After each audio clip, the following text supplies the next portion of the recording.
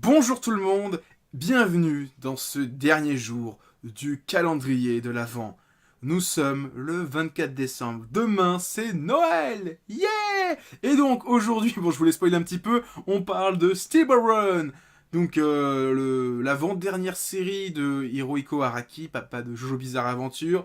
Steel Ball Run, c'est la officiellement maintenant septième partie de Jojo Bizarre Adventure, mais à l'origine ça ne l'était pas vraiment. Alors en fait quand il a sorti, alors il avait fini la partie 6, Stone Ocean, qui sortira j'espère un jour en animé, parce que franchement, et j'espère que ça sortira en animé parce que c'est à l'heure actuelle la meilleure partie qu'il ait fait.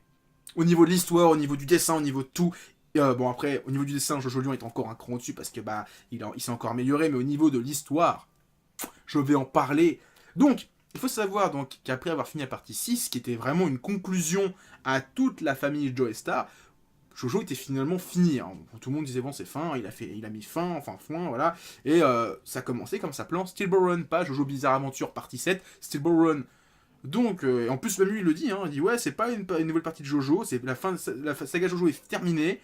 C'est une nouvelle histoire, c'est juste que je vais réutiliser les mêmes noms. Donc par exemple le héros s'appelle, alors le personnage sur la couverture s'appelle Jero Zeppeli, donc qui fait un petit peu référence aux Zeppeli, César et son grand-père, le vieux avec le chapeau qui boit du vin, j'ai oublié le nom, bon, le maître de Jonathan.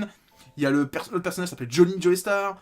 Il y a un mec qui s'appelle, Stroham, il y a un mec qui s'appelle Havdol, voilà. Il y a un personnage qui s'appelle Diego Brando. Voilà, il y a plein de personnages, tu te dis mais attendez, ils ont les mêmes noms. Enfin, toi il y en a un, tu te dis bon, un ou deux, ok, mais 10, 15, c'est bizarre.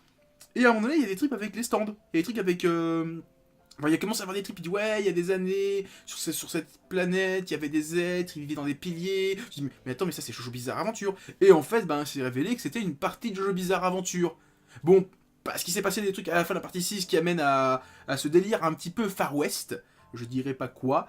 Et c'est l'une des meilleures parties de Jojo. Alors, pour plein de raisons pour moi, bon déjà parce que honnêtement, Hirohiko Araki, en passant dans un seinen, parce que Jojo qui est toujours dans le Jump, le Weekly Shonen Jump, il est toujours dans le Jump, mais c'est dans un autre magazine, c'est censé être le Jump Square ou le Jump.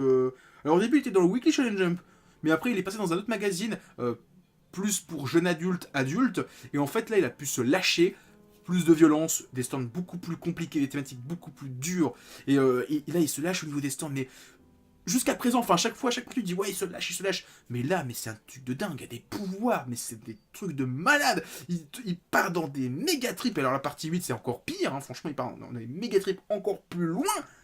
Et cette partie 7, en fait, je l'aime beaucoup parce que moi, alors c'est juste moi en tant que lecteur, hein, j'ai grandi avec un père qui est fan de Clint Eastwood. Allez, pour une poignée de dollars, Le Bon, la Butte et le Truand, enfin, tous ces films-là de Far West Spaghetti, de Western Spaghetti, de Far West, je kiffe. Franchement, je kiffe. Moi, les derniers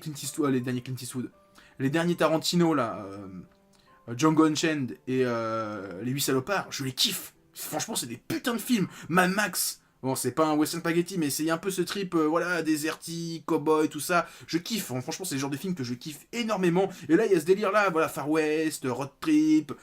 Je kiffe. Franchement, c'est rien que pour l'ambiance, je kiffe cette série. Récemment, en manga qui est un peu dans le même délire, Renjo Desperado, de chez Kurokawa, c'était pareil, mais c'était un putain de kiff.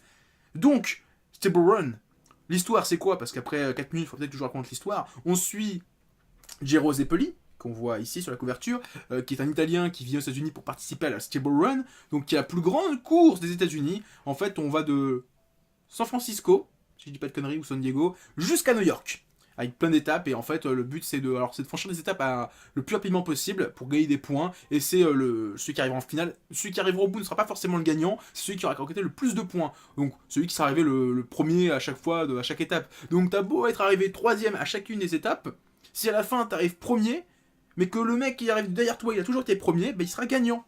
C'est un peu le principe du jeu. Et donc on va suivre Johnny et Jero qui vont parcourir les États-Unis et qui vont se rendre compte que en fait la course est un peu plus bizarre que ça parce qu'ils commencent à avoir des délires de politique, un mystère avec un cadavre, j'en dis pas plus. Mais au début on se dit ouais, c'est juste une course, mais en fait c'est plus qu'une course.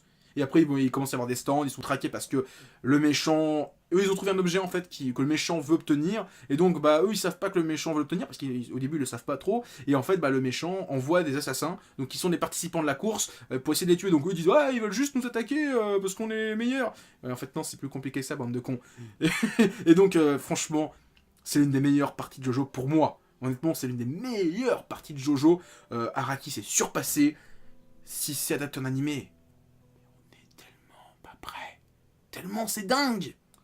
Donc j'espère qu'un jour on l'aura animé. Et honnêtement, j'ai envie de relire la partie. Là j'en parle. Mais j'ai tellement envie de relire la partie. Et je dis ça quasiment à chacune des vidéos. À chaque fois que je parlais d'un manga de ce calendrier de l'avant, j'avais envie de le relire après.